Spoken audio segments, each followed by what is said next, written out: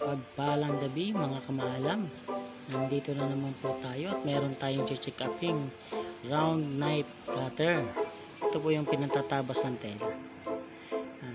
Connect po natin yung connection na yan papunta sa kanyang switch at saka sa kanyang cord. Okay naman. So okay yung kanyang power cord, okay yung switch.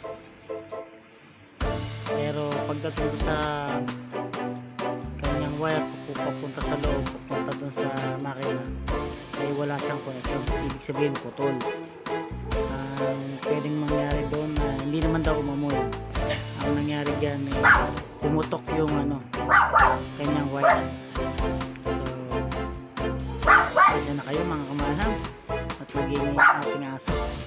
Ayun lang po mga kamalam. Salamat.